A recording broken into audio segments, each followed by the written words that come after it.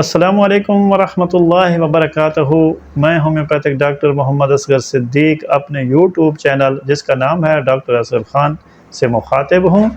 और आज का जो हमारा टॉपिक है वो है रूमेटॉइड आर्थराइटिस का इलाज। पहली वीडियो में हम उसकी अलामात और उसकी वजूहात वो बता चुके हैं, और एंटीडोट मेडिसिन कौन सी हैं और मियाज़म वाली कौन सी मेडिसिन हैं वो हम बता चुके हैं।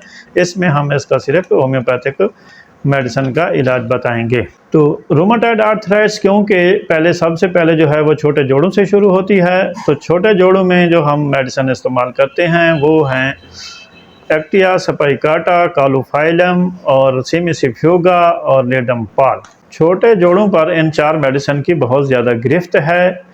एक्टिया स्पाइकाटा ऑटोइम्यून्स की भी दवाई है, और ये रूमेटॉइड आर्थराइटिस के अलावा गाउट और रूमेटिक फीवर में भी काम करती है। इसका हम तरीक़ाकार ये करेंगे कि पहले मियाज़म वाली मेडिसिन लगाने के बाद सुबह जो है वो एक्टिया स्पाइकाटा 200 में दे देंगे, और दोपहर को जो है सिमिसिफ्यूगा 200 में दे देंगे, और उसके बाद जो है कालोफाइलम शाम को 200 में देंगे, और रात को जो है वो लेडम पाल जो है 200 में देंगे। इंशाअल्लाह शुरू में जब ये मर्ज़ कूद के आता है तो इन दवाइयों के इस्तेमाल से और मियाज़म लगाने के बाद ये मरीज़ इंशाअल्लाह ठीक हो जाता है। अगर मर्ज़ क्रोनिक हो गया और मरीज़ के जोड़ों के दर्द के साथ साथ जो है बाकी अलामात जैसे स्किन डिज़ीज़ हैं, हार्ट डिज़ीज़ हैं, लंग्स डिज़ीज़ हैं, मुंह का खुश्क होना और आँखों का खुश्क होना, वहाँ तक जो है मर्ज़ की शिद्दत बढ़ गई है, तो फिर जो हम दवाइयाँ इस्तेमाल करते हैं उनमें सबसे पहली दवाई जो है वो है वेट्रमवराइड। अब दूसरे दर्जे में जब हम मेडिसिन इस्तेमाल करेंगे तो उसमें सबसे पहली दवाई जो है वो है मार्क्साल। ये एंटीसिप्लेक और एंटीसाइकोटिक मेडिसिन है, और इसकी अलामात जो हैं वो रात को बढ़ जाती हैं।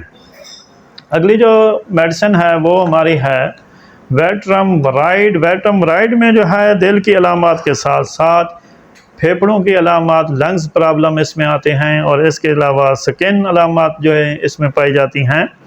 शरियानों के अंदर जो है, फेफड़ों के अंदर, शरियानों के अंदर और खून का इज्तमा होगा, और इसकी नब्ज़ जो है वो भरपूर होगी।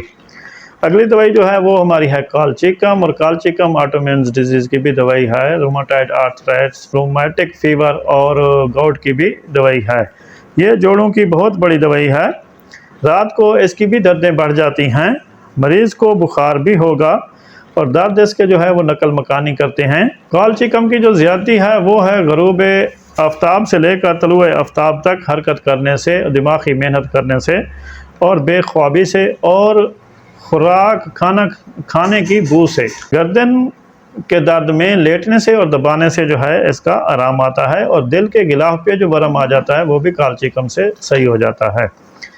अगली दवाई जो है वो हमारी है फार्मिका रूफा। फार्मिका रूफा ऑटोइम्यून डिजीज़ की बहुत बड़ी दवाई है, और ये जोड़ों के ऊपर जो स्वेलन आ जाती है, सोजिश के लिए बड़ी दवाई है। जोड़ों का दर्द यक आएगा और मरीज़ को जो है वो बेबस कर देगा और चलने फिरने से रोक देता है। इसकी जो जल्द की अलामत हैं, जल्द सुर्ख होगी, खुजली होगी और साथ ही जलन होगा। जोड़ों के गिर्द जो है वो गांठें बन जाती हैं। अगली जो मेडिसिन है वो है स्टीलेरिया मीडिया। सोराइसिस आर्थराइटिस की कामयाब दवाई है। जोड़ अकड़ गए होंगे, दर्द जो है तमाम जोड़ों में नकल मकानी करता है। ज़्यादती मर्ज़ सुबह को गरमाइश से, तंबाकू नोशी से, और कमी मर्ज़ जो है वो सर्द हवाओं और हरकत करने से आती है। अगली मेडिसिन जो है वो है स्टिलिंजिया। स्टिलिंजिया जो है वो जोड़ों के दर्दों की बहुत बड़ी दवाई है, और ज़्यादती जो है वो दोपहर के वक्त होती है, मरतूब आब हवा में होती है और हरकत करने से होती है। अगली जो मेडिसिन है वो है कार्बोलिक एसिड। कार्बोलिक एसिड में जो है मरीज़ जो है वो बू से बहुत ज़्यादा हसास और एलर्जिक होता है, और इसके तमाम डिस्चार्ज जो होते हैं वो बदबूदार होते हैं। ये जोड़ों की भी दवाई है, और साथ इसकी जो ये अलामत है कि वो उसके तमाम डिस्चार्ज जो हैं वो बदबूदार होते हैं। अगली दवाई जो है वो है हमारी कास्टिकम। कास्टिकम में सुनपन पाया जाता है, और ये साथ जोड़ जो अपनी कैविटी से बाहर निकल कर मुड़ रहे होते हैं तो उनको वापस अपनी कैविटी में ला के मजबूत कर देती है। अगली जो हमारी मेडिसिन है वो है एपिस, और एपिस जो है इसमें दर्द होगा, वरम होगा, डंगदार दर्दें होंगी। जोड़ गर्म होगा और पानी भरा होगा। तो पानी को निकालने के लिए एपिस बहुत बड़ी दवाई है, लेकिन इसमें प्यास नहीं होती। तो दूसरी जो दवाई है वो है एपोसिनम, और एपोसिनम में जो है ये भी पानी निकालने के लिए बहुत बड़ी मेडिसिन है, लेकिन इसमें प्यास होती है। रूमेटॉइड आर्थराइटिस की जो पहली हरकत होती है वो जो है वो बहुत ज़्यादा पेनफुल होती है, और इसी अलामत को मद्देनज़र रखते हुए जो हमारी होम्योपैथिक मेडिसिन है, इसमें सबसे पहले जो दवाई है वो है रेस्टाक्स, फिर है कैलकेरिया फ्लोर, नंबर 3 है रोडोडेंड्रॉन, और नंबर 4 जो है वो रूटा।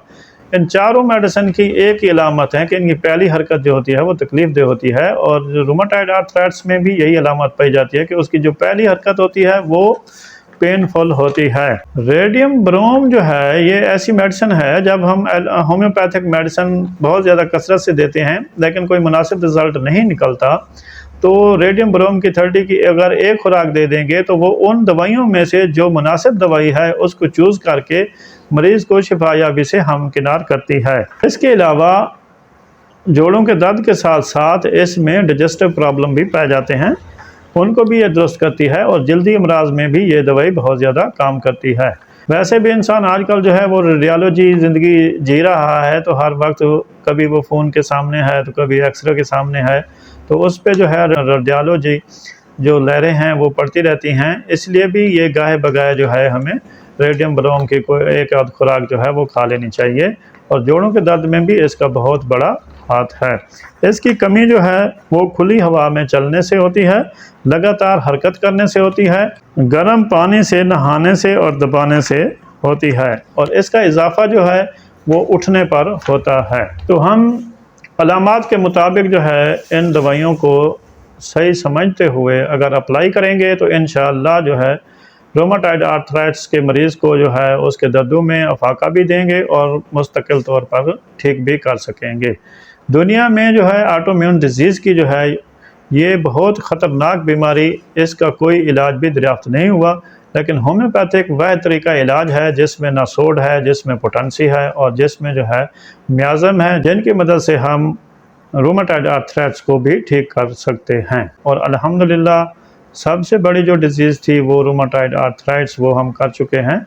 इसके बाद जो नंबर आएगा वो आएगा ऑस्टियोआर्थराइटिस का। तब तक के लिए मुझे इजाज़त दीजिए, दुआओं में याद कीजिए। नेक्स्ट वीडियो में मिलेंगे इंशाअल्लाह। अस्सलामु अलैकुम वरहमतुल्लाहि वबरकातुहू।